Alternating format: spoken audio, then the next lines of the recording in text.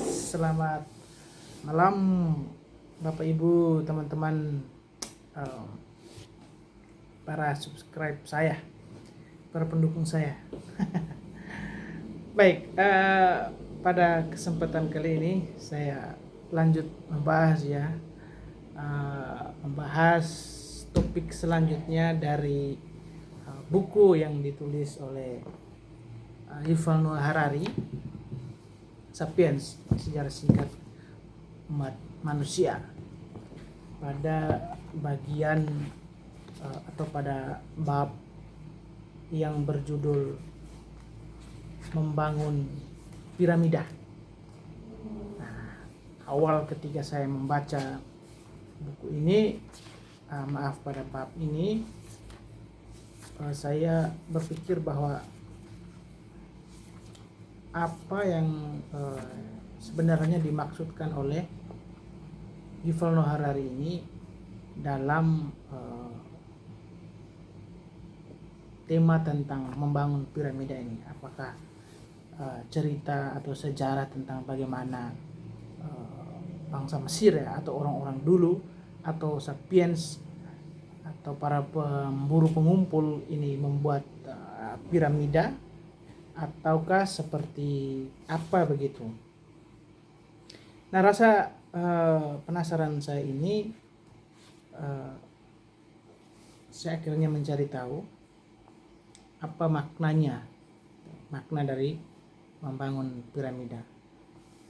Dan secara umum bahwa membangun piramida ini, ya kalau berdasarkan arkeologi memang ada piramida yang ditemukan atau yang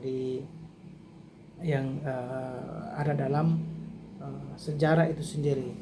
Akan tetapi dalam kasus ini, membangun piramida oleh Yuval Noah Harari ini, dia masukkan dalam bab yang membahas tentang revolusi pertanian gitu. Sehingga apakah maknanya ini secara fisik, artinya piramida secara fisik, atau piramida yang punya makna semacam struktur sosial begitu. Berdasarkan cuplikan dari bab ini membangun piramida dalam buku Sapiens ini, sebenarnya piramida ataukah yang dibahas itu sebenarnya lebih banyak kepada dampak psikologis, sosial dan politik, bahkan dari revolusi pertanian itu sendiri.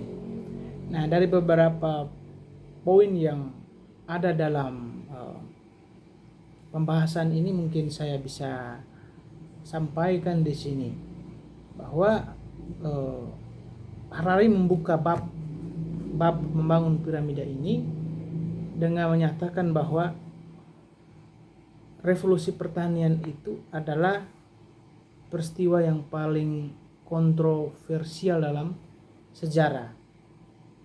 Di satu sisi ada pandangan tradisional yang menganggap bahwa pertanian adalah langkah maju menuju kemakmuran. Namun Harari menawarkan perspektif yang kritis bahwa pertanian itu justru membawa kesengsaraan yang tak terperikan bagi Sapiens. Meskipun pertanian memungkinkan populasi manusia melonjak drastis dari sekitar 5 sampai dengan 8 juta pemburu pengumpul menjadi 2.500 juta petani pada abad pertama Masehi, akan tetapi kualitas hidup individu itu justru mengalami penurunan. Manusia kemudian terjebak dalam rutinitas kerja keras yang membosankan dan pola makan yang kurang bergizi dibandingkan dengan nenek moyang mereka sebelumnya, ketika mereka berburu pengumpul itu. Sekali populasi meledak, manusia pada akhirnya tidak bisa lagi kembali ke gaya hidup lama karena tidak akan mampu memberi makan ratusan jutaan orang. Pertanian adalah jalan satu arah yang tidak memiliki pintu keluar menurut Harari. Kemudian yang berikutnya, bahwa salah satu perbedaan yang paling fundamental antara pemburu pengumpul dan petani adalah orientasi waktu. Pemburu pengumpul cenderung hidup untuk hari ini.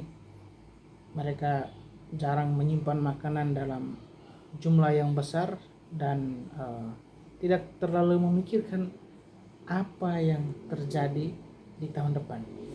Sebaliknya, revolusi pertanian memaksa manusia untuk selalu mengingat masa depan.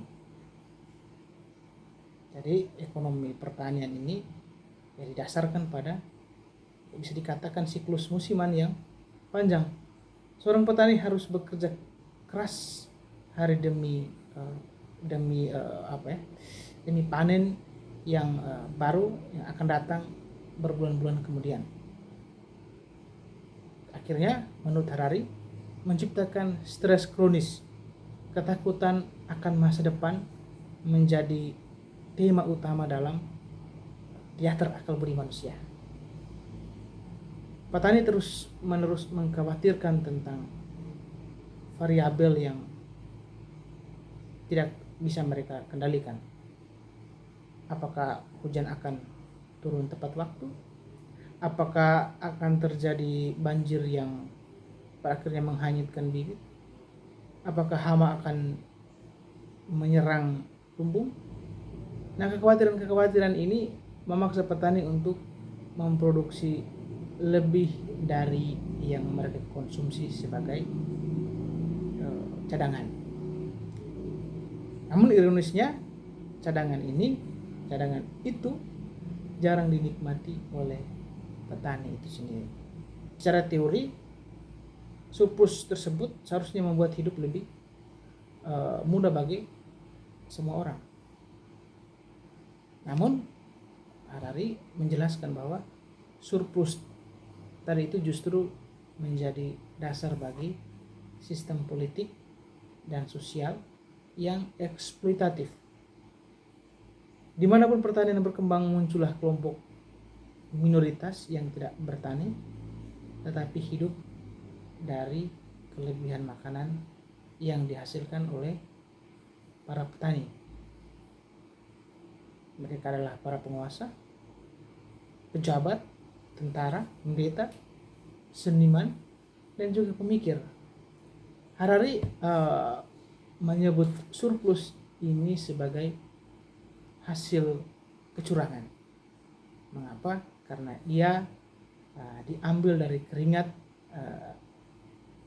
para petani yang rajin, yang sisa makanannya hanya cukup untuk sekedar menyambung hidup. Lalu bagaimana dengan struktur sosial? Membangun piramida tadi itu merujuk pada bangunan struktur sosial dan politik yang masif.